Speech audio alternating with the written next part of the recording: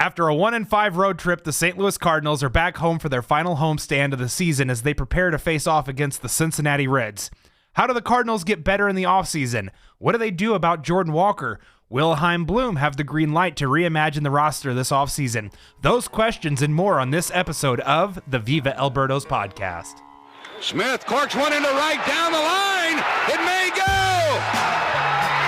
Go crazy, folks. Go crazy. Breeze hits it in the air to center. We will see you tomorrow night. This is the Viva Albertos podcast on SB Nation. Welcome into another episode of the Viva Albertos podcast. I am your host, Jake Wood, and joined by site manager Heather Simon and writer Gabe Simons. Hello, friends. It's been a while. Gabe, I almost considered creating a cardboard cutout of your likeness. It's good to talk to you again, man. Please don't do that. I'll start like what is it? South Park, where like you move the mouth and you like Canadian, and it's just moving up and down. And I'll have you on screen that way. I'll just show up to the podcast instead to make it easier. Perfect. We really enjoy that. Little Scooter, Miss Heather Simon. How are you doing, lady? It's good to talk to you. Yes, I'm doing all right. I do apologize to you guys and our great listeners. Moving into a new house. It is a long, arduous process that is actually still ongoing. I talked to a couple people who like own their own home, and they said that like they've owned it for like 5 years now, and they still have stuff put away in boxes that they have not unpacked. So that definitely gave me a lot of discouragement when it comes to this process, because we are 1000% exhausted from it and ready to just go back to living our lives.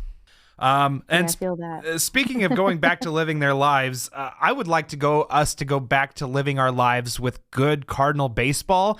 And that is going to lead us into our first topic of this episode, which is our September monthly reader mailbag. Gabe, I'm going to throw this first question over to you, and then Heather, I'll kind of have you piggyback off of it and kind of give us your thoughts on it as well. Our friend Kindred said that he and fellow reader THP were talking about ways to reimagine the roster this offseason. He felt like it would be a good topic for the podcast. We're currently sitting at 72 wins on the season, and if you project forward, they're probably going to finish somewhere in like the 77 to 80-ish win range, maybe 76 to 80, somewhere in that range. Nolan Arenado's coming off of the IL tomorrow, so like you're pretty much back to full health now, minus Mason Wynn because of the meniscus tear and him being shut down for the season. But how do you improve to make them 10 wins better next season, Gabe? Where do you go to fix this roster in a way that could allow the Cardinals to win an extra 10 games next year? Well, the number one thing I think that is like almost indisputable to me, and there's no way around not doing this to improve by 10 wins, is to sign Kyle Tucker and hit the improvement from him to over Jordan Walker. Like we're going to put Jordan Walker in AAA next year, in my opinion. And I know that's a later question. If you put him in AAA, he's been, I think, -1 WAR this year or worse. And Kyle Tucker is roughly a 5-win player. I mean, that's 6 wins right there, just by that change. Right. And then I think I wish I had more specifics, but you trade one of your left-handed bats and maybe include prospects and pick up a number 2-ish starter. And given that the baseline for some of the rotation spots this year have been Fedde and Michaelis and Palante, that should be almost a full 2 to 3 win swing there too as well. So we're already most of the way there just by those 2 additions. And then I think I feel like it's almost impossible to actually have like an on paper 10-win improvement. Kyle Tucker's not going to project for 5 wins next year. Mm-hmm. You need somebody internally to kind of exceed their projection, maybe a couple wins. Maybe JJ Weatherholt for getting rid of Nolan Arenado or something. Are they talking about 10 like wins, like WAR, Yeah, I or are they think talking about that's 10 yeah. wins? They're Both. correlated. It could be both. Yes. They're two different things, though. You like You could. Sure. I kind of left it open to kind of take it whatever direction you wanted. okay. I Whether was because Gabe was talking. I'm like, oh, I was thinking the other way. right. So, No, I mean, which would be but easier the thing is, to do. I think. the thing is though, the WAR would like it can translate to increased, wins in the win total, the win column, like Right. in terms of standings. So like they can be kind of transferable, but I left it open for however you guys wanted to interpret it. Yeah, Okay. to me, it's just easiest to like imagine from player value wins war as far as how to Mhm. improve the team. Because otherwise, like, yeah, I mean, yeah, they could, I mean, in theory, return the same team and maybe improve 10 wins because Right. Well, that's what I was. Anyway, I'll answer it the other way. That'll be interesting, I Yeah. think. So keep going. Sorry. okay. Uh, and then I guess my third move would be, and I don't, Nolan Arenado hasn't been that bad, but figure out a way to hopefully uh, have some, or maybe make him into a bench role or something like against lefties, and then whenever if Plante's in the rotation, have him play against high ground ball or with high ground ball pitchers, and then platoon him with I don't know Gorman or something. But like in theory, the other thing has to be like JJ Weatherholt or Liam Doyle, just like exploding onto the scene and providing that extra push. So Kyle Tucker trading for a mid rotation starter, and then the third thing would just be like hope one of your top prospects just explodes out of the gate. I mean, that's all.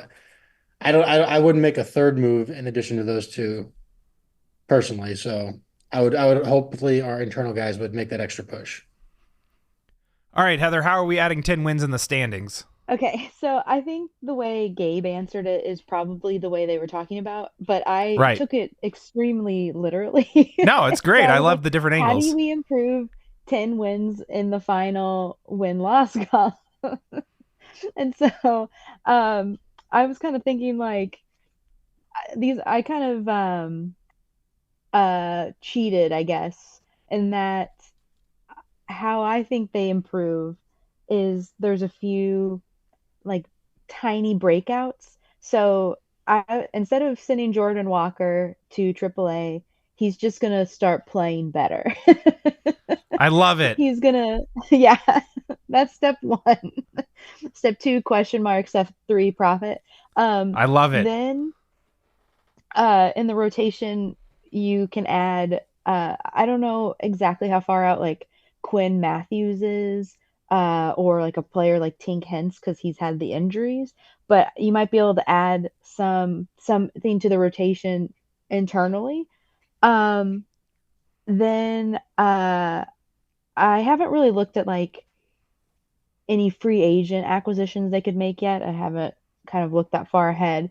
So I'll steal Gabe's Kyle Tucker idea. Sounds great. Love it. I guess that doesn't mesh well with my Jordan Walker plays better idea. I don't know. You could always play But Tucker in center or left. I mean, yeah. Okay. There. See. Great. Love this. See, we're collaborating. This is a group. It's a group project. only further, clouds your left-handed overabundance, but it's fine. To be honest with you, I would rather take a Kyle Tucker over like 4/5 of the left-handed hitters we have, regardless. Yeah, I would also say like the left-handed problem is a problem only insofar as the lefties we have in our team can't actually hit lefties. Kyle Tucker can hit lefties. Right. That's a little bit of a difference. We have platoon bats. Yes. And then I Not have everyday players.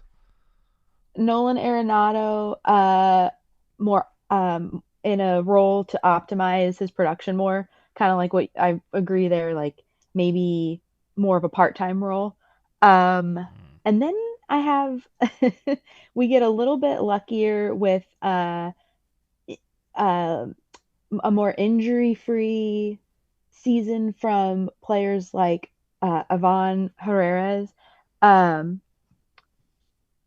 Herrera. I don't know what I just said. I just like mixed his The name multiple with Wilson Contreras. Herreras. Yeah. There's more than one. I don't know what I just said. One that hits After for I said it, power I'm and like, one that hits for average. The Ivan I was- Herreras.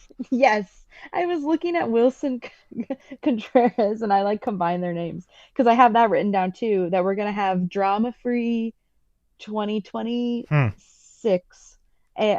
No drama, no suspension, no injury from Wilson Contreras. And that's how we'll get 10 more wins. Well, to be fair, whenever I see Brant Brown, I want to throw a bat at him too. I just love, like, I appreciate that, he's got some fire. Yeah. But I do love that it's like, well, I threw a bat at him because he threw me out and I didn't do anything. Yeah. It's like, okay. I get it. It's like heat of the moment, like, get your money's worth, I guess. Anything, but so then I did something. Yeah. I'm going to do what you told me I did. Yeah, like, so, I mean, I get it. So, were you finished with your thoughts, Heather? I'm sorry. That's I didn't want That's okay. my 5-step plan. Yeah. Terrific. Do things, get money, get better. I love it. Yeah. It's play simple. better. Just I don't understand why they don't just play better. Just play better. That's all we want from you. Brilliant solution. I wonder if they've tried that. They should try playing better. It's a really not getting hurt. It's a really remarkable solution. I'm so glad you came up with it. I think that I this think is we why should. They pay me the big bucks. I think we should get you down to Busch Stadium right now, young lady. Yeah. This lady's got an idea. All right, I so have an idea. Yeah. for me, I'm gonna just completely focus on the starting rotation this offseason, right? So the Cardinals this year were 5-15 in starts made by Eric Fetty. It's not that much more difficult to get better from that point. When you look at where the Cardinals are in the standings, and then you put that, comparatively to what Eric Fetty gave you, and if you were able to just, let's say he was, average 10-10, you have 5 more wins than you do right now, which also takes away 5 losses from where you are right now. You're in that last wild card spot as is. So there have been some dramatic ups and downs from the Cardinals offense this season. And I would, to be a true World Series contender or threat, I think they do need a focal point type bat to place in the middle of that. I've always dreamed on like a Jose Ramirez type player, but I don't think that that's realistic or ever going to happen. But it sure is fun as hell to dream on. But the starting rotation is somewhere I think that can be attainably, improved, that is tangible going into 2026. Now, the other factor to consider is the fact that going into 2026, there is also the almost guarantee of labor strife at the end of next season. And I cannot wait to cover that dramatic unfolding for our site. That is going to be so much fun. I'm going to want to rip my whatever hair is left out of my head to do that. So what kind of either young pitching can the Cardinals give opportunities to, or what cheap 1 year, flyer types that may be under the radar can the Cardinals bring in to help solidify and strengthen the starting rotation? Because when I look at it, I'm fairly confident in what they have for the bullpen for 2026. I feel good with Matt Swanson. I feel good about Riley O'Brien, assuming health. I feel good about JoJo Romero. I feel good, based on whether or not he stays in the role he's in. Kyle Leahy, I feel good about him. I'm excited to see another season of Andre Granillo next year and kind of see what kind of steps forward he's able to take in the offseason from this experience that he got this year. So I feel pretty strongly about the bullpen and where it's headed and where it's at right now. So I'm not so maybe bringing back Phil Maton to kind of give them that extra veteran arm to kind of, be the leader of that staff, quote unquote. But I really think that the starting rotation is the place that they could genuinely, use outside help, because if they are intent on moving out Sonny Gray and Sonny Gray is amicable to that idea, you're going to need more in that rotation, right? When you look forward, you're penciling in Matthew Liberatore, Michael McGreevy, and Andre Palante at this point. And I really don't feel good about penciling in Andre Palante in that rotation from where he is right now. So at minimum, you already have 2 spots that you need to fill. Ideally, optimally, 3 spots from outside the organization to really push Andre Palante or Michael McGreevy, one of the two, to kind of fight for that 5th starter spot. I feel good about Matthew Liberatore, the strides he's made, where he's at in his career. I know that it's been a drop off in the second half. That's okay. That's kind of to be expected given the workload that he's taken on this season. It's not something new to him, but it is something that he hasn't done for a couple of seasons.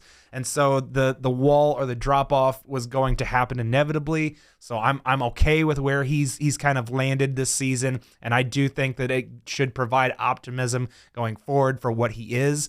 But can the Cardinals, and the next topic we're going to get onto, so this is kind of a good segue, can the Cardinals use some of their redundancies on their roster to fill those starting pitching woes or needs?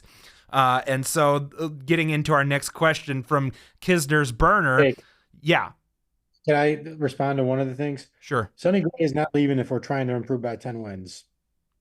Like those are two different. No, I understand that. I'm saying filling, you know what I mean? filling the rotation. I don't think that the Cardinals tangibly get better without Sonny Gray, but I'm also wondering if we're starting to see the cracks of age start to get to Sonny Gray, where he is worse outside of Busch Stadium, like we've seen with a Miles Mikolas this season, like we saw a couple of years ago with an Adam Wainwright. Guys who have been capable all-star pitchers are now only performing when they pitch mostly in St. Louis. Now, granted, he had a good start yesterday, but for the most part, when you're watching, Miles Mikolas or Sonny Gray pitch on the road, they're getting shelled. When they pitch at home, they're getting the job done and look really good. So I'm just afraid that he's on that really downswing of the aging curve, and it's getting closer and closer to that cliff. And so, we've seen the rumors of the Giants being interested in pursuing Sonny Gray in the offseason. And if that's the case, and Sonny is amicable to going to San Francisco to pitch, the final guaranteed season of his contract in San Francisco, then the Cardinals should pursue that. Because I don't know. I was just responding to the question itself. For sure. How do we improve by 10 wins? And I feel like there's no way we can improve by 10 wins if we get rid of Sonny Gray, because he's not going to return you anything that's going to help you get 10 wins. I agree. That was just my only response. I think the Cardinals would be motivated to move the money. And so that's just kind of where I view it. But anyway, getting back to what was going to be a killer segue. Thanks, Gabe. Kisner's Burner regarding the left-handed hitting overabundance. Gorman, Newt, Donovan, Burley, Victor Scott, J.J. Weatherholt, Cesar Prieto, Nathan Church, Matt Kaperniak, Michael Ciani. He goes down the list and lists all these potential names. How do you choose who stays, the potential, the team control? He speculates that Kaperniak and Ciani are gone. JJ certainly stays. Gorman and Victor Scott are safe. He thinks it comes down to trading 2 of Burley, Donovan, Newt, and Prieto. So I've been talking a lot, and I'm sure that our listeners are tired of listening to me. So Heather, who of that group of left-handed bats are you keeping, and who are you moving on from? It does feel like, and I hate saying this, but it does feel like it's time to move on from Nootbaar, which I really dislike because I like his energy that he brings to the team. I like his spirit. I like to just watch him. But he is a little bit injury prone, and I just haven't quite seen him break out the way I would like to.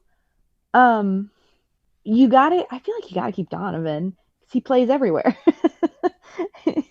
I guess unless you're trying to trade for some younger players or something and use him in a trade, but I really like Donovan. I feel like he's got this sort of quiet leadership sort of aura to him. I wrote a post about it the other day, how he's kind of quietly been one of the Cardinals' best hitters for a while, and I didn't even realize it because he just goes out there and works and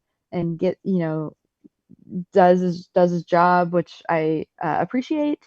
Um, so I like him. Let's see, where am I gonna pick two? Mm-hmm. If it comes down to trading two, so I almost feel like it is time to maybe trade Newbar, and I hate saying that. Um, I hate that. This question isn't fair. Um, Gotcha. and then Siani. Those are your two, Siani and Newt Bar. It just seems like I don't know how much you get for Siani. Um, G- Gorman might be another one if I'm trading. Yeah, because I just haven't. I don't know. That just feels that just feels right. I don't know. Use the I hate force, saying Heather. Newbar. Project. Yeah, Yeah. I hate saying Newbar because I feel like I made this whole post a couple weeks ago about like how the team it feels weird because we don't have like connection with the players right now, and he's one of those players that fans do connect with, and so it stinks to have to be like it's time to trade him because I feel like that's what's maybe at least me personally I'm losing a little bit not interest but my connection with the team because Yeah. I don't it's hard for it's I don't feel as connected to the players because they're not the ones that I watch day in and day out or I'm used to seeing so that would make me sad um but that does seem like what they might do. I don't know, it just seems like that's a thing I've been hearing a lot and it seems like it makes a lot of sense.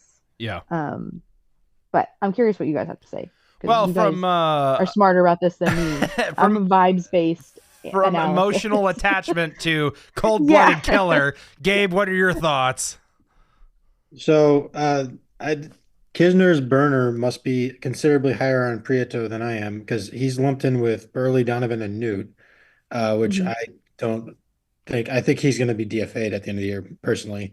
Um, so I would say this is an interesting question. I think I know like some of the commenters on VEB have a certain reputation towards Alec Burleson, but I think he makes the most sense to trade if you purely look at it on a like a Yeah.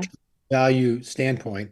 Newbar is at a low, in my opinion, and I don't know that he'll ever like reach like what his metrics said he would reach, but I feel like the price of trading him is not really. I say the price, but like trading him does not seem worth it to me because I'm a little skeptical that somebody's going to give that much for Newbar at this point, personally, and I want to Yeah. if for no other reason, rebuild his trade value, but obviously also because I like him being on the team. So I don't think I trade Newbar actually because I don't think his trade value is higher than some other guys. I think Burley's is probably about as high as it's ever going to be. I think he Yeah. doesn't really mix on this roster that well, unfortunately, because Contreras is here. He has said publicly he is not interested in being traded unless he leaves the team better than when he got here, which is still not really true. He's very I think he's very committed to the St. Louis Cardinals like being good. And I think he's not moving anywhere. So Burley's best position is first base, in my opinion. So that's a problem. His second best position is DH, but then we kind of have plenty of DH options with Ivan Herrera, kind of Nolan Gorman, depending on how the Arenado thing shakes out and all that. And I just think he makes a ton of sense to trade because he's probably got as much trade value as he'll get. His bat is maybe it has more to reach. I don't know. I'm a little skeptical, and hopefully he could get something really good in trade. I just think that what he provides to the team, the Cardinals kind of have too much of. They have too many lack of defense guys who can hit who are left-handed, and because of that, and most of the other guys can at least play something other than first base. And I know he can technically play the outfield, and I know his metrics aren't that bad this year, but he's very slow, and I just don't think he should be in the outfield personally.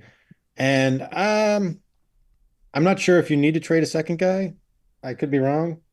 Because I think Kopernik's definitely gone. I think Siani has to be gone because of the presence of both Nathan Church and Victor Scott. That's a tough depth chart for him, honestly. They're Yep. all the same type of player. Yep. I think he's probably not getting traded, though. I don't think he has trade value, but you never know. You really never know. and Prieto is gone, in my opinion as well. But yeah, I mean, I don't know if I'm picking two, but it's Burley for sure is one of the guys I trade, and maybe like whatever the best return is of the other three guys. I have no particular preference because I like them all. So whatever returns the best. I mean, that's hard a question to answer because we don't know what the trade offers are. Sure. So Yeah. for me, I'm letting go of Gorman. I don't think that you're penciling him in to anything because once again, from August 1st to now, he is back to a 36% strikeout rate. That's across 37 games, 147 plate appearances. His walk rate is still at 13%, which is leading the team over that time frame as well. I just yes, he's made strides forward and improvements, but you still cannot strike out in the major leagues, above like 32, 33% and be, a reliable member of an everyday lineup. And 36 to I think if you minimize the sample size even further, he's at like 40+% strikeout rate, and opposing pitchers have found a new hole. It's sliders down and in underneath the hands or the back foot slider, which, to be fair, gets a lot of guys, but they're just spamming it to him over and over again, and he cannot make that change. Kind of the way we see it happen to Jordan Walker, but his is down and away, and Gorman's is down and in. But I digress on that point. I'm open to seeing what the Cardinals could get for the power potential that lies within Nolan Gorman, and perhaps if he went somewhere else, had a different voice, a different approach, perhaps that he could have more success, but I don't think it's going to happen here in St. Louis for him. Newt Barr, I also think, is someone who is on the way out, entering his second year of arbitration. This is generally the time whenever the Cardinals have moved on from outfielders in the past. I know that technically Tommy Edman was more of a utility hitter, a utility player, but he got traded with 1.5 years of control left. Harrison Bader got traded, and granted, those guys were, trade deadline. But I think that the Cardinals will look to perhaps open things up a little bit more. I think they keep Donovan. I think he's just too valuable he's more valuable to the Cardinals than he would be another team. And I think that they will value what he does and what he brings. I'm not trading Alec Burleson. I hear your sentiments, Gabe. I understand your thought process. He's been the most consistent hitter in the Cardinals lineup the last 2 seasons. And I get that's not saying a lot because their offense has been genuine garbage over the last 2 years, but still being the best of that bunch over the last 2 seasons, I think stands for something and means something and is something you can build with. Not necessarily build around, but build with. Victor Scott II, I really genuinely hope he takes an important step forward this offseason in regards to his offensive approach, because Ollie Marmol has said on the Gas House Gang that he does every Tuesday. He's really excited about what Victor's going to do in the offseason and the approach and the changes and the things that they plan to implement with him. So I'm hopeful for that, but I'll wait to see it. JJ is JJ. I don't really have to go over why that would be cool and why I'm going to keep that. Cesar Prieto, I'm right there with you, Gabe. I'm pretty confident he's probably just a DFA candidate. I don't think the Cardinals see much in him. I think Nathan Church is your prototypical fourth outfielder. I don't think Matt Koperniak or Michael Ciani has a future on this roster, which sucks considering Michael Ciani is probably a platinum level center fielder, but does not hit worth a crap. So probably not worth a 40-man spot going forward when you have upwards of 10 plus players you're talking about potentially having to protect from the Rule 5 draft this offseason. So probably someone who they're going to move on from as well. So I'm keeping Donovan and Burley of that group of 2 that he talks about. I'm moving on from Gorman. I'm moving on from Newt. Moving on from Prieto, Koperniak, and Ciani. So that's how I will resolve that. Gabe, I saw you unmute, so I'm sure you want to respond to something I said. No, sorry. It was unrelated. Somebody told me to call them immediately, so I'm good now. Oh, okay, perfect. So I just had to take it. Okay. Let's see here. Where do we want to go next? Let's talk about Jordan Walker as both halves of the Jordan Walker hype train here with me and Heather. Huey RVA has a question about Jordan Walker, and he said, we're assuming the Cards will keep Walker in the minor leagues in 2026 until he shows he can hit consistently. Is this a correct assumption? If Walker fails in 2026, should the Cardinals keep him and put him in Memphis for 2027? How long could this go on? Have the Cardinals tried the sports psychologist approach with Walker? Okay, 4 questions, he says. So, Gabe, I'll throw it back over to you. What are your thoughts on Jordan Walker and how they should approach his short-term to long-term future going forward?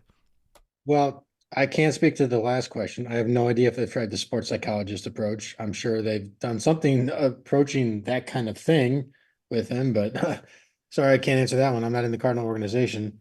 Yes, they can keep him in the minors all year if they need to. I think they have an option. You could take advantage of that option. I would put him in the minor leagues for at least 2 months, see how he's doing. In my opinion, he needs to be hitting fairly well in AAA to promote him, or maybe an injury happens, which always happens. It's a long major league season. But I want him to succeed in AAA, and I don't know if he hasn't really done that actually. It's kind of weird to think about, but he's at a below average hitting line his entire AAA career. Every time he stopped at AAA, he hasn't actually hit. He's been below average. So that's the starting point for me, is I want to see him have like a 120 weighted runs created plus, not at minimum, but that would be my preference. Show a good approach, okay, K to walk numbers and all that. And then if a spot opens up, then you can promote him mid-season. If not, let's say for some reason he struggles the whole time in AAA, well, that's kind of an issue. And as far as the year after, because you could keep him in AAA without no issues, you can't keep him in AAA in 2027 unless you want to expose him to everybody in the major leagues.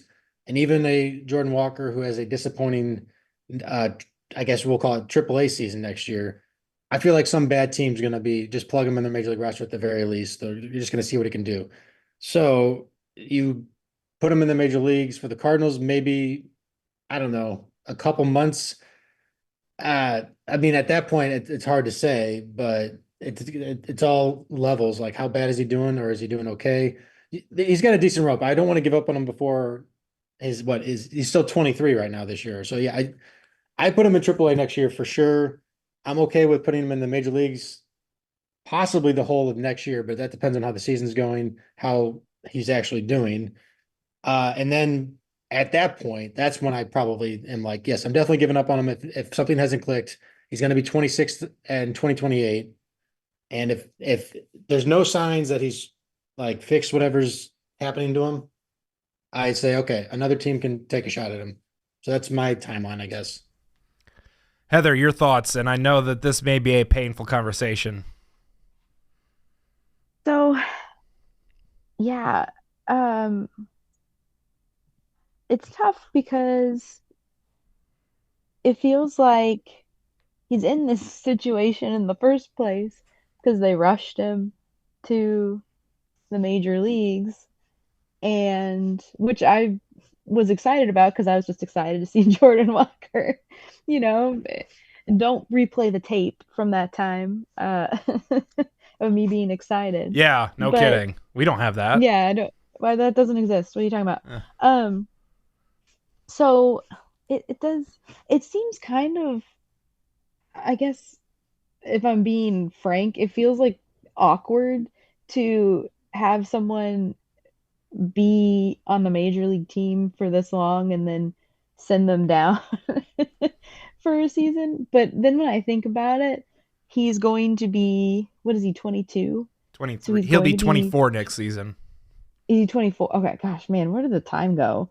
What year is it? Yeah, no kidding. We're getting old. Yeah, that would make he can't be 24 because that would make me no. How can he be 24 and I'm also 24? Yeah. That's crazy. But So I guess I mean, he's getting to the point where we need to probably start seeing something. And so maybe a full crack in the minors is the ticket for that. Um, but I don't know.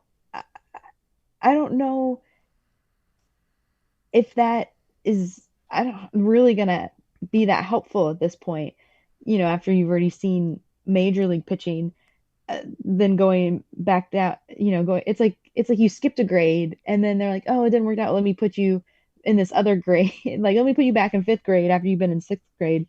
Like, Right. how is that really going to be that helpful after you already learned all the sixth grade stuff? I don't know. But he hasn't learned the sixth grade I stuff like in this. I like that analogy though. It's like he's already like attained this level, and taking him Mhm. back to make him relearn that level.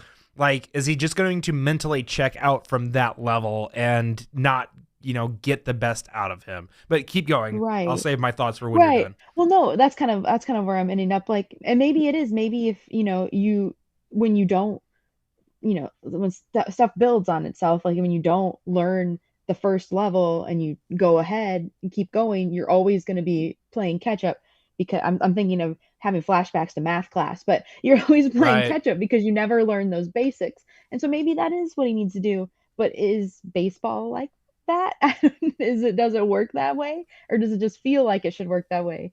I don't know enough. I am curious from someone that has more experience in actually playing, how that works, because for me, I've always played softball, and you just improved as you got better, and then played it in high school, and then that was it. So it's a little bit different when you're playing professionally, I imagine. So This pains me to say it, but I'm taking my Jordan Walker conductor hat off. I am jumping off of the Jordan Walker train altogether. Um, mhm. if I were the Cardinals, I would explore heavily distressed asset for distressed asset type of moves in the offseason. I'm fully out on Jordan Walker. He's been given this full season of opportunity to take advantage. I would say the last 3 seasons, to be quite honest, to show improvement, to do what is necessary, to adjust to big league pitching, to do what is necessary to properly prepare himself for big league pitching, and to be a professional in that aspect. And whenever I hear Brant Brown go on KMOX and talk about how he is not, giving his all to preparation, that is incredibly concerning and a major red flag in Mhm. terms of the player and his overall devotion to his sport. When I look at Jordan Walker over the last 31 games, so going back to August 1st, he has an OPS of 503, a WOBA of 224, a WRC plus of 41. For a player in year 3 of major league, participation at this point, that is mind-bogglingly unacceptable stretch of play. And I was out there on the front lines, super excited about what he was doing post All-Star break. And then August hit and he just fell off the cliff again. And again, Brent Brown's comments come out. What he's doing is not working. He's not preparing properly. All of those things. I'm just fully out on the Jordan Walker experience at this point. Just to throw something out there, I don't think that this is like, what if, whatever. I'm not going to sit here and say that like it's going to happen, but I've kicked around the idea, and our friend Scott Plaza, fellow writer of the show, I kind of threw an idea over to him and was like, hey, what do you think about this? And I asked him about like Shane McClanahan of the Rays. He's been out for basically the last 2 seasons, but still, continuing to earn and gain service time because he's been on the injury list this entire time. Chaim Bloom's familiarity with the Rays organization. Is that something where, perhaps the Rays and the Cardinals could match up on, distressed asset for distressed asset type of deal? And, given where the Cardinals are, they could potentially use a high upside play in terms of, putting a player in the rotation And if it turns out great and McClanahan returns to form and stays healthy, maybe that's a trade chip at the deadline you could then use to flip and get more assets for a frontline level type of pitcher. Just a creative way to address a need and potentially continue to further along this track of things. But for me, for Jordan Walker, my first inclination this offseason will be to look to try to trade him to a new spot, give him a fresh opportunity with a new voice, because I don't think that he is making the most of the opportunities here, and perhaps he is in need of a major wake-up call, like a new organization, for him to take advantage of those opportunities, because it does not seem like he's doing it here. How am I the middle ground on this one? I'm so surprised. I'd be kind of surprised if Jordan Walker was worth a Shane McClanahan, to be honest. I feel like he doesn't have that trade value anymore. That's just my guess. So I don't think that trade is. I don't expect it to be something that would actually happen, but the idea of it was just an example for example purposes, right? So like distressed asset for distressed asset. I don't know that it would necessarily line up, but just the thought being thrown out. Well, yeah, I mean, yeah, I probably am less like trade him now, because I'm thinking they're not going to get anything in return personally. So I don't think there's any harm in giving him next season AAA for sure, and maybe some major league opportunities if he manages to hit in AAA and spots open up. So I'm fully on board with that plan. Honestly, I wouldn't trade him. We definitely have the 40-man spot for him as well. And yeah, maybe it doesn't end up panning out, but I just feel like there's no risk here to me if he just spends I guess the majority of the season in AAA next year. And the only way that's not true is if he forces his way on the roster, which would be a great outcome. So yeah, I mean, like I said, I'm a little shocked that I'm in the middle ground, especially when you let off this with that you guys were the Jordan Walker fans, and I was like, okay, I'm gonna end up on him. And then you come out with trade him now, and I was like, whoa. I intentionally built in a sharp left turn there just because it was going to be so shocking to hear me turn. Because honestly, from my perspective, if he's not taking advantage of opportunities and is inspired to prepare to his fullest at the major league level, why is he going to do that at AAA, where he doesn't have the glitz and the glam of the major league situation, where it's a bit of a reality check for one thing. Like, is it? Well, that kind of reminds, because he's just back to where he was. But do you guys find Brant Brown's comments a little odd? No, I mean, I know a lot of people had issues with it, but I feel like I don't care for that personally. Well, Walker had some quotes as well that weren't at odds with what it didn't sound. That's the thing that I think that's why also it kind of I find it a little like it leaves a sour taste in my mouth a little bit, because I don't know how much weight I can even put in comments like that, because Brant Brown is trying to keep his job. And Jordan Walker is a very high, was a highly touted prospect, and he's not doing well. And it's like, well, why not? You're the hitting coach. It's like, well, he's being lazy or whatever else. I don't know how much I believe that, because Jordan Walker will have a job where, he has no reason to necessarily lie, where this guy has every reason to lie, or at least be misleading. So that's where I'm almost like, it kind of seems like sour grapes to me, in a sense. It doesn't, I don't like it. And I also just professionally don't care for doing that. I think his comments are slightly different than I don't think it's a case of him being lazy per se. I think it's more like he's not necessarily preparing for bullpen pitchers or something, or he might have to be a little bit more uncomfortable to be able to achieve what he wanted to achieve. Well, I mean, the the difficult thing is like it's hard to like not. I mean, I know you're saying like he has every reason to lie here, but like his stats are getting so much worse. He's striking out so much more, and there's got to be a Right. reason. Maybe that's his fault. Maybe that's I doubt Brown's it. fault.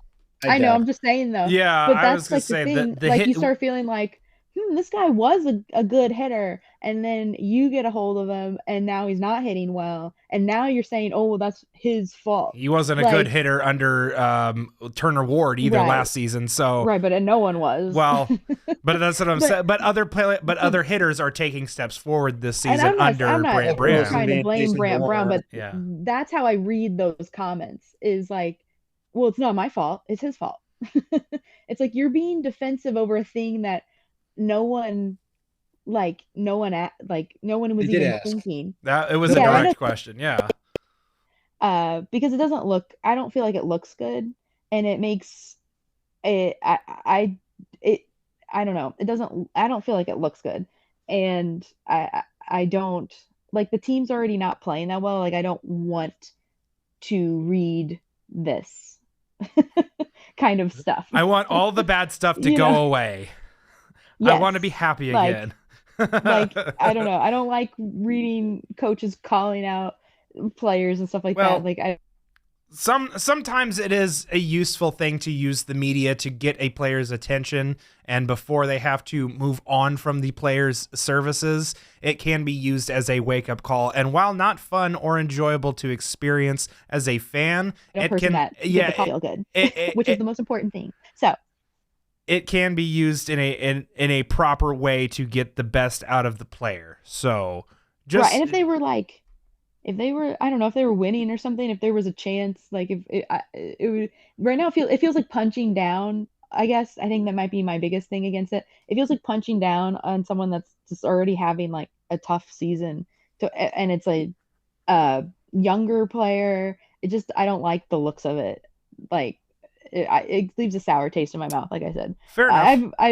I'll digress because I don't want to go on this, like we're supposed to be answering questions here, but that's my personal soapbox. Is That's what I this just is find here that for. distasteful. Yeah. I don't approve. Which I'm sure will leave they'll lose all sorts of sleep over that. But So we'll transition away from that into this question from J Redwood, Japan. I would like to know what kind of financial support Bloom can expect next year. How loose will the strings on the DeWallet be? Also, based on certain levels of expected support, what will the strategy be for trades and free agent acquisitions? Lots of things to discover when there's a new sheriff in town. I'll throw that over to Gabe. Man, I would love to know how much financial support Bloom will get as well. Amen. We all want to know that. That's the $1 million, the Yeah. 200, literal $140 million millions question. Yeah. yeah. I really have no idea, and my inkling is less than optimistic. Mm-hmm. So I feel like the strategy will probably be depending on I guess how much they try to go for it. I don't know. Is trades more than free agents personally. That's my guess. I agree. Just because I feel like there's no way he's going to get like that. I don't think next year we're going to have like $150 million budget or whatever we used to be at. 187, I think, was before 2024. We're definitely not going to do that. No. But hopefully it's like at least like 130 or something. I mean, I don't know. Like, especially if we're trading like or getting rid of Arenado's salary in some way or Gray, or if we're doing something like that. I mean, I sure hope we at least maintain the budget we have this year. Like, I really would be curious to know what kind of strings he has because I'm a little concerned that the budget has farther to go down, and that would be hard to try to get better when that's the case. Heather, your thoughts? Yeah, it's kind of like quicksand, right? The team doesn't do well, and then the attendance goes down, the actual like income that they get decreases to be able to put money into the team to improve it so that attendance goes. It's like this cycle that's really hard to break without doing some drafting and development and getting better from within the org already. So as far as like a number, um, dude, let's see, what was the actual question? Um, what what's can he What what's kind of financial support can he can Bloom expect? expect? Yeah. I would imagine like this is the boring answer, but like what Gabe sort of said too is I similar to this season, probably not any higher.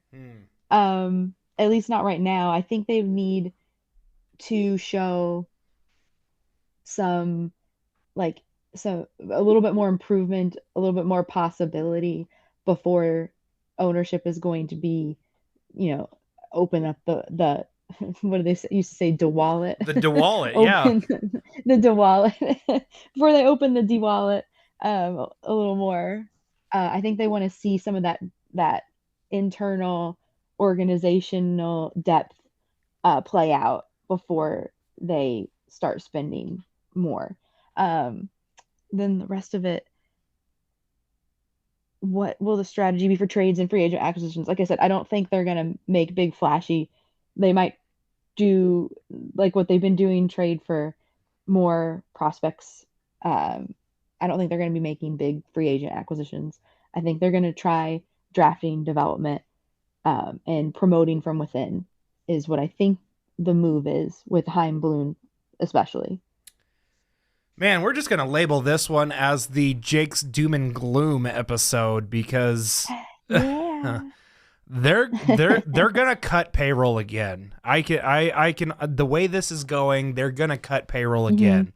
Miles Michaelis is coming off the books. You've already, removed Eric Fetty, Steven Matz, Ryan Helsley, those contracts from the books.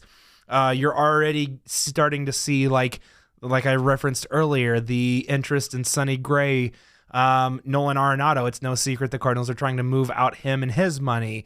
That virtually leaves you with just Wilson Contreras as a player making over $10 million, as the lone player on the roster making over $10 million. The Cardinals are starting to, if that's the case, the Cardinals are starting to lean closer and closer into the Tampa Bay Rays model, the Cleveland Guardians model, the Milwaukee Brewers model, but not so much. They still spend a pretty decent amount of money across the board. This is a great team to be compared to the Oakland Athletics model. So like the fact that you already saw a 25% decrease in the TV revenue this season coming in, and the Cardinals are, I believe, just eclipsed 2 million fans, or 2 million tickets sold this season, which is 1 million down from where they have been previously. I don't think they achieved 3 million last season, but going back every season before that, it was annually traditionally 3 million fans in the gates, in the seats.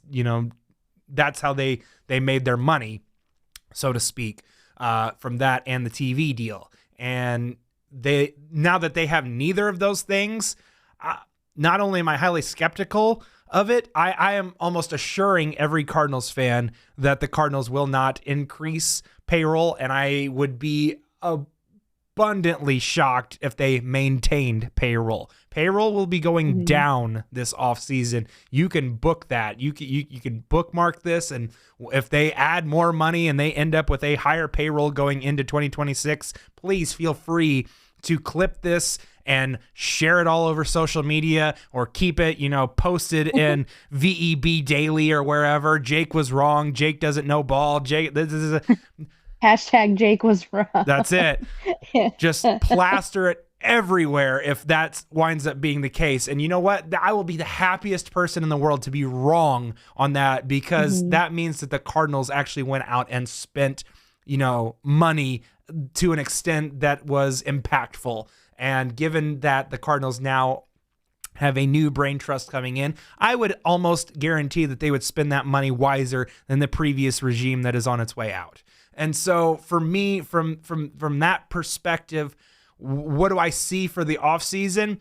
They're cutting payroll. They're trading away certain players, and either they're going to, try to plug some holes on the current roster to maybe try to, convince themselves that they're still a wild card contender, or perhaps they're just going to go fully into, cutting those players and bringing in minor league talent and trying to just build this whole thing up at once, rather than kind of in stages the way it seems like they tried to do initially.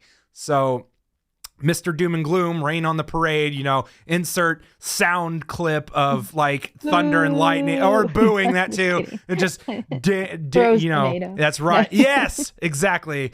And it's just, it's not going to be an enjoyable offseason, in my opinion, for most Cardinals fans. I think you're safe from your audio being clipped. I think the majority of fans think you're right. So I don't think I'm going to show him later on. Hey, there are some wait till they spend more money. There are some wildly optimistic fans that I still see out there that believe that the Cardinals are only 2 or 3 players away from, maybe the 2 or 3 best players. About that. You found my burner account, I guess. The 2 or 3 best players in baseball, maybe, if you're looking at that, but I think they are wildly farther away from, what it's going to take to be the perennial contender again than we were hoping for. And when I say that, it mainly is delved into the fact that Jordan Walker and Nolan Gorman didn't become star 3-4 hitters in your lineup this season. Like, you are so much further away because you do not have a middle of the order. You have a decent amount of complementary players that can support around stars. You do not have stars on your roster. You do not have stars in your organization. I'm skeptical of what J.J. Weatherholt is ultimately going to become. He's going to be a really good everyday major league hitter. Is he going to be a star? I don't know. Do you consider, a guy that hits 280, 20 home runs and has an OPS right around like 850 to 880 as a star? I don't know. That's like an all-star-ish capable player, but is that like, face of baseball type of hitter? Like, I don't think that J.J. Weatherholt is going to be that. And so, Ray Rodriguez, is he going to become like this 40 home run bat in the middle of the Cardinals order? I don't know. He's 18. You got to wait and see. Josh Baez, that's a guy that might be like a 2020 bat. That could be an exciting piece. I don't think he's going to be a focal point of an offense, but he'd be a nice piece to an offense in a couple of years. Like, you just look at it and you're just going, where is the future and the star power going to be coming from? And it's not there. And so I think that it's just a harsh reality for some Cardinals fans to say that I don't really know when this is going to take that turn and step forward.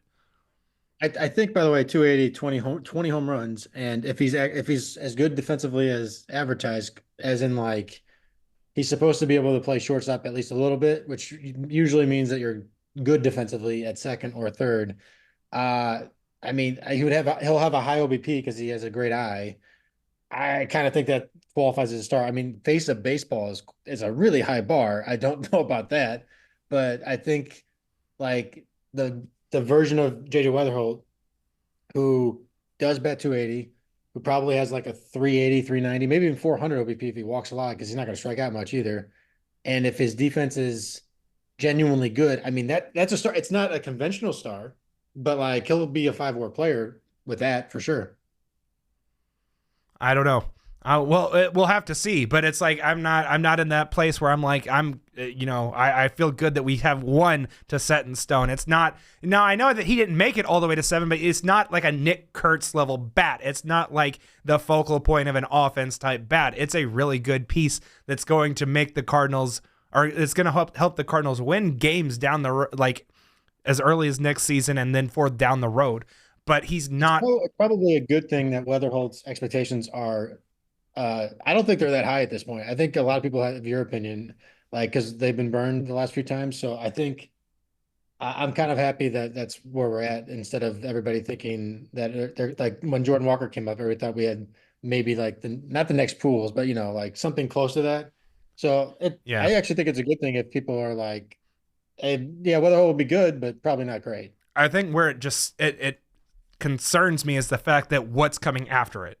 right? What is going to be the Derek Gould tentpole bat? Who are going to be the guys in the middle of the order that are going to be able to carry an offense or sustain an offense whenever, you know, the rest of the team is going through their lulls? Who is going to be that Goldie level bat who can carry them at certain points?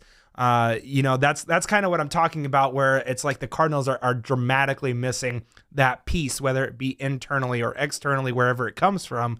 They still need that. Like JJ Weatherholt at leadoff, like I said, at 280, 20 home runs, like an 850 to 880 OPS. Like, that's a really good piece to have. It's a good leadoff hitter and a good start to your lineup. I don't think he's going to be the 3-4-5 hitter that you're still in need of. So I think they're further away. And I would also throw in a couple names for you that I don't even know if you disagree with, but like Joshua Baez, like who knows if his strikeout thing is for real, but like if he's actually anywhere near the player he's been this year, we could look forward to that. And then Ramil Rodriguez, but he's a couple of years away. But yeah, I think those guys are probably imagining. I think those guys are probably more likely complementary players than like focal point offensive pieces. But again, they're like Ray Rodriguez is so far away. It's kind of hard to project. And over the next 3 to 4 years, it's kind of hard to say what that could be. And then Josh Baez, like you said, as he starts to achieve the more upper parts of the minor leagues, you start to, you know, see what is real and tangible and what, you know, is kind of just smoke and mirrors that he kind of was able to gloss over as he made it through the lower minor league levels. So,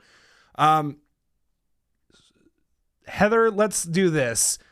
Okay. What are you looking forward to over the last 12 games of the season? Man, it's only 12. It's gone by so fast. I kind of wrote about just for today, actually, how to sort of enjoy a game when enjoy September baseball when there's no stakes. And something I wrote that I really quite like is I compared it to um, eating your vegetables when the dessert's gone and realizing that they're actually kind of good. There's no postseason. There's no postseason dessert. But baseball is like, I don't know if you guys realize this, but baseball's like pretty good. It's pretty good to watch. And I don't know if you guys have noticed, but it's pretty fun to just watch baseball and just enjoy it for what it is. It's this it's like when you aren't worrying about the standings, you can just observe. And I am really just enjoying some of these more, I don't know, like poetic aspects of baseball that when I'm kind of more focused on outcomes, I don't get to see. Like I went to a game a couple weeks ago. It was, I think, maybe the one that was like the lowest attended one in years. And it was such a great time. Yeah. I'm like, this is fantastic. All this There's leg no room one here. It's like my own private showing of the baseball game. Because yeah, I could go, there was no lines, there was no crowds. I had room to spread out. There were a couple of foul balls hit my way, which was terrifying because there was no one there to stop them in front of me. But it was like a nice one of those like summer nights where there's a little bit of an autumn chill coming off the river, but there's still the warmth from the day lingering in the stadium. So it's just really pleasant and nice. And the sun is like golden beyond the arch. And it's just lovely. And it's like these little things about, I'll wrap it up, but it's just these little things that are just I just stopped. I don't know when I stopped appreciating, but it's just like makes you happy to be alive and and I don't know. I'm just really enjoying that aspect just the human, like tangible, like this is a sport and it's fun, and who cares about an outcome? It doesn't matter. Like let's just enjoy that I get to sit here and do this and appreciate this. And so that's kind of what I'm looking forward to these last few seasons, is just enjoying baseball and not having to worry about any sort of postseason dessert. I'm just going to enjoy my vegetables and grow big and strong. It sounds like you've hit a point of acceptance, Heather. I've hit the acceptance point, I There's think. no longer bargaining or It's been anger. a crazy year baseball wise and like not baseball wise. And I'm just like, I guess personal, that's the phrase. And so I'm just kind of like, I'm just ready. I just want to enjoy things that are enjoyable, just because they are. And Sure. it's really nice. All right, Gabe, last 12 games of the season. What are you looking forward to? The Springfield playoffs. Ah, there we go. That's a good idea. Ooh, there you go. I love it. I was like, let me just put this really like Very waxing poetically, and then, Gabe was like straight to the point. That's it. We talk about the poetry of baseball. He's like, Springfield playoffs. What is she talking about? That's what we like around these parts in St. Louis. We don't care about acceptance of pain. We like playoff baseball, damn it. I mean, that was like kind of beautiful. That was clearly asked. Like you were clearly asking about the Major League squad, but yeah, I will. No, I love it. No, I love it. I'll probably watch Perfect. the playoffs. Impeccable. Starts Tuesday, right? I think so. It's a free plug there for the Springfield Cardinals. Anybody who has MLB TV or MILB TV. Hey, we'll be talking to to put up Andy a game Carroll for him. on Saturday about the Springfield playoff Cardinals, so we're looking forward to that. What is there another game on FanDuel for Memphis coming up or no? I don't know. Is there another one? I don't know off the top of my head, to be honest with you. I mean, they're going to sit Weatherholt anyway, so who cares? Yeah, because Thursdays are his rest day. I guess nobody decided to consult with the team on when he doesn't play. Mm-hmm. So funny to me. They're trying to like boost up the minor league system, and then I think a couple times people got to watch prospect either game that's on TV. That's crazy to me. I think a couple of times fans got to watch Quinn Matthews, which I guess is, for what it's worth, people who like watching young pitching, like that was something. Yeah. But so like for me, the last 12 games of the season, I guess I'm kind of a mixture of both of you guys. I'm excited about getting to the end, but I'm also excited about like the youth of everything and what is to come, even though my previous segment doesn't exactly display those types of thoughts. I still am excited about the young kids and what they're doing. Certainly more excited about them than what we watch at the major league level on a daily basis. But I would say for me, just wrapping up my first season with Viva Alberto's is like what the part that I'm looking forward to is getting to the end and saying, man, I made it a full season. I made it a full season being paid to watch and talk about baseball. Like, how cool is that? So from that perspective, like, I'm thrilled and to have this opportunity and to continue to put out this content and do all these great things in the name of Cardinals baseball, and to look forward to the off season where we're almost assuredly guaranteed more action and things to happen and to cover and to talk about. And trust me, we will do it here on the Viva Alberto's podcast and on VEB online. I'm looking forward to having hope again, because these last 7 weeks have been pretty hopeless, pretty dreadful, and the Cardinals have remained, 4 or 5 games back of the final wild card spot for pretty much the entirety of this thing. And so just enough to kind of tease you that, hey, You know, like that guy from the Geico commercial with the fishing pole, like, oh, you almost got it. You got to be quicker than that. Like dangling the dollar right in front of my face. Like, hey, if they go on a run, maybe they could get there, and just enough to kind of keep the edge of my interest. And then this past week happened where they went 1-5 on the road trip. And it's like, well, they're dead as a doornail. There's no reason to watch anymore. So Said they actually gained a game though because the Mets have played so poorly. That's absurd. That is absolutely absurd. So See, I'm this like, is I was not just expecting that, but all right. this is just life playing a cruel joke on us as Cardinals fans. That's all it is. And that's kind of where I'm at that level of acceptance now. It's like they finally, had a really, really tough week to fully knock them out. No, the Mets are a disaster. And like nobody else that's like directly in front of the Cardinals really wants to take the opportunity. So what am I going to do? The Giants and Reds. Yeah, exactly. Which the Cardinals play both of those teams in the last week. That's what I'm saying. Oh my gosh. Imagine if the Cardinals, imagine if they actually backed their way into a playoff spot in the last 2 weeks. Oh my gosh. I don't think I can handle it. If they make the playoffs at this point, they can't back into it, Imagine, right, that's true. Imagine if they fall one game short. How bad would that would feel really bad. Like, I don't think it would because we'd have like 81 wins. So I would be like, whatever. That would feel so bad. Like you were 88 wins. You were really almost there. You were Eric Fetty away from getting into the playoffs. Yeah.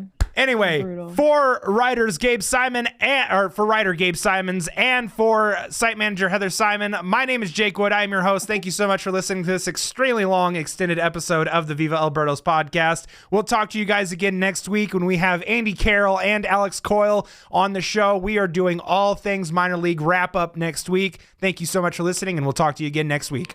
Thank you so much for joining us for this episode of the Viva Alberto's podcast. Please leave a rate and review on your favorite platform and turn on those bell notifications so you can be notified the moment our newest episode is released. As always, make sure to give us a follow on X, Instagram, Blue Sky, and Facebook.